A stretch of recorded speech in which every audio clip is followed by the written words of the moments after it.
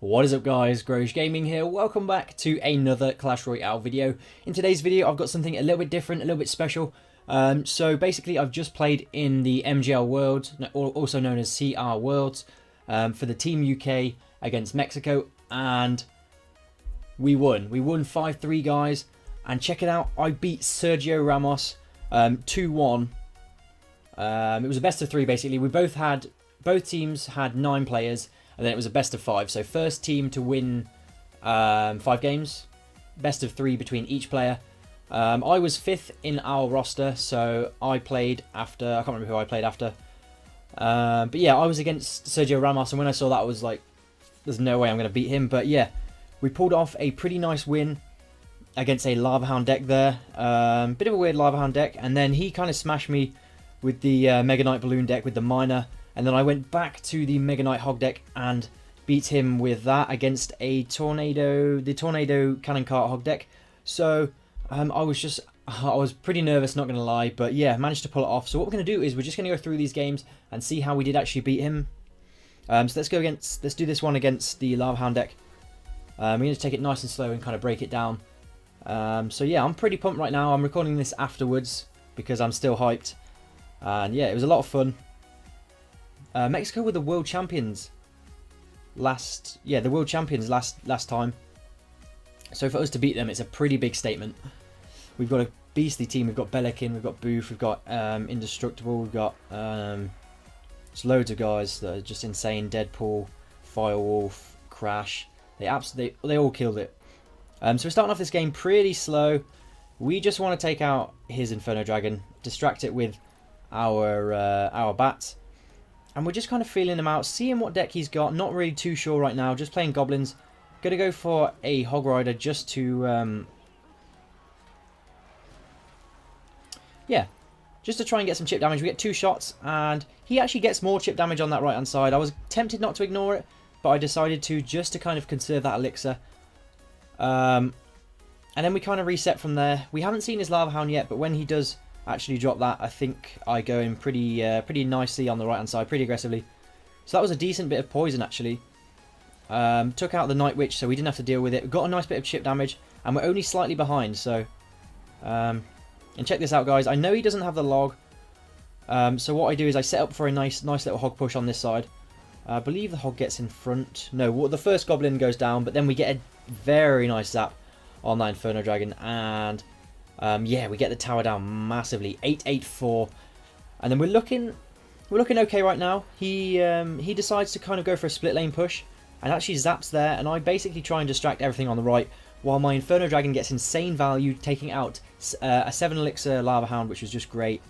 So we're roughly, he's just ahead on elixir, but I've done more damage to his left and more damage to his right than he's done to mine. So we're looking really good, and what we want to do again with this deck against the Lava Hound is pressure once we see that Lava Hound go down. So I'm feeling pretty confident. I was very nervous playing against such a good player. If you don't know who Sergio Ramos is, he is the second best player, or he's just top 2 in Latin America. So that's just all those kind of countries. So he's top 6 in the world basically. He'll be in London, playing with CMC, CMQ, Music Master, I can't remember who else, Berin, Lupanji, there's someone else. So yeah, he's an absolute beast. So that's why I'm doing this video right now, because I'm pretty stoked about it, and I want to show you guys. So we go with the Hog, and we get the Goblins in there, and we get the 2 shots, and the Goblins take down the tower, so that is a good game. A pretty resounding victory, if you ask me. 600 left on my tower, and yeah, looking pretty good.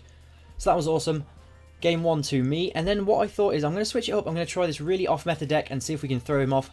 But it just turns out that his deck is a bit stronger than mine. He's got the kind of meta deck with the Miner, the E-Wiz, the Mega Knight Balloon one. So I was quite nervous for this one. So the deck felt a bit clunky to me. It didn't really have too many cycle. It doesn't have too many cycle cards. It is a really solid deck, and maybe I could have won, but just made some bad plays and didn't feel 100% comfortable with the deck. So yeah, as you can see, I'm kind of wasting elixir, not really sure what to do. I probably at this point should have pulled the balloon over towards that flying machine, and that would have got some decent value out of that flying machine. But as you can see, he's just spamming stuff at me now. He takes out my E-Wiz, and then I'm pretty screwed at this point. I believe he takes down the tower completely at this point. Yeah, look at those spear goblins just taking it down, and the bomb comes down.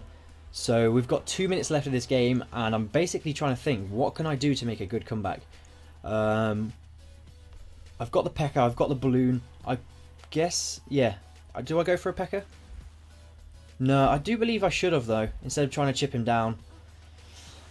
But I was worried to drop my P.E.K.K.A because he'd come in with the balloon, so that was definitely something I was worried about. As you can see, I'm kind of not really sure what to do with this deck. I reckon I should have just started a P.E.K.K.A and just tried to overwhelm him because he doesn't have a big spell like a poison. So perhaps that would have been a better play to make. Yeah, still reluctant to play that P.E.K.K.A, wasting elixir. Could have probably dropped the P.E.K.K.A balloon now, but never mind. So really, after we finish this replay, we'll jump into the last one and see how we took down Sergio Ramos 2-1. Didn't quite get the zap how I wanted it to. Perhaps if the tower had targeted the miner, we would have actually got that balloon shot that we were looking for, and maybe turn this game around. Again, then didn't really need to drop the E-Wiz, but yeah. So he goes very, very aggressive. Comes in with a Mega Knight Goblin Gang, which actually turns out to be pretty irritating. And then the balloon.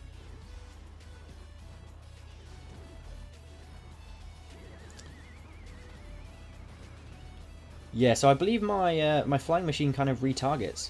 Probably didn't need that E-Wiz as well, so definitely making some mistakes that he didn't make in this game. He played perfectly, to be honest. Definitely better than I did, so well played to him for that. I believe the Mega Knight connects, and then I'm in trouble, guys. I'm in trouble. And at this point, he's BMing me, so we'll just wait until the last game, Ramos. We'll just wait. Let's see who's BMing at the end then.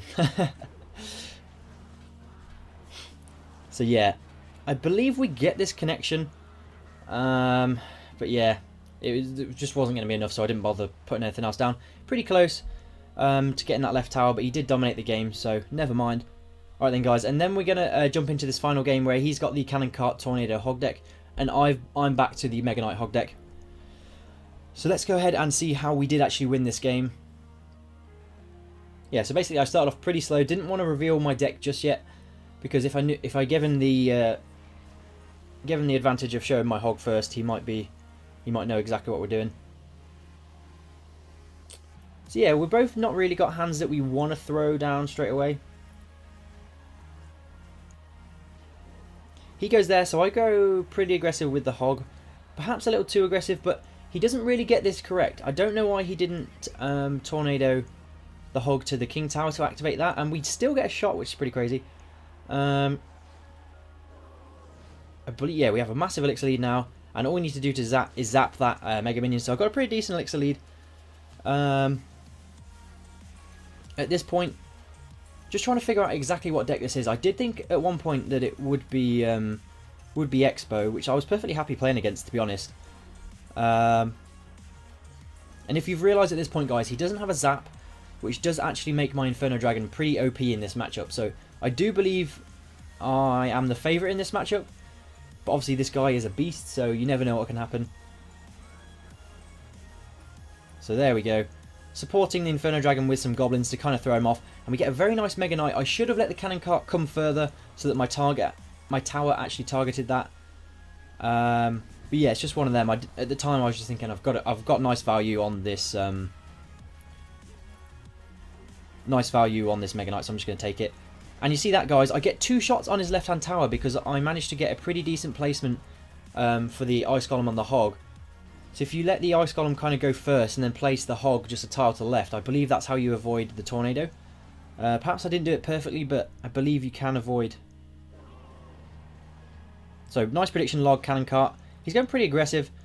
And then again, guys, I've realised, well, now I've realised that the Inferno Dragon is, yeah, pretty solid in this matchup. So I'm going to let him deal with that side and then get this dual lane pressure coming on.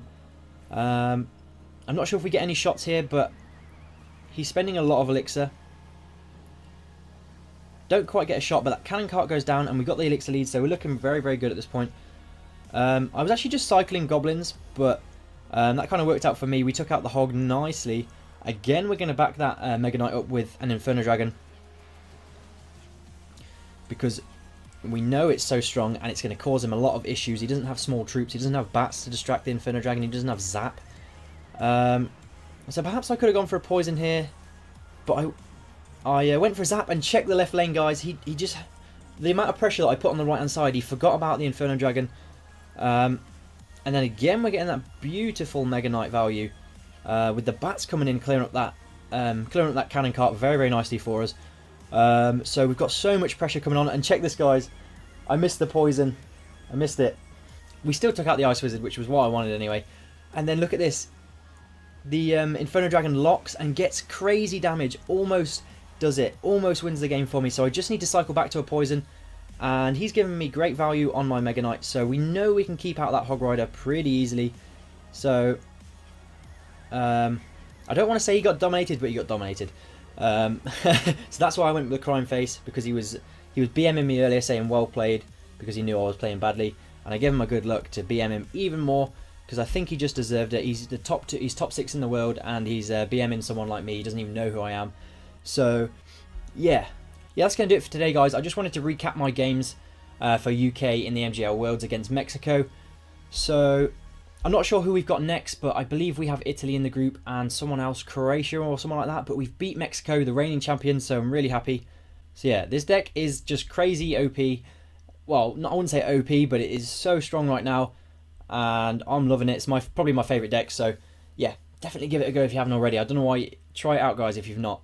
But yeah, that's going to do it for today. I'll catch you guys in the next one. Don't forget to leave a like, a comment, and subscribe, and then I'll see you next time, guys. Peace.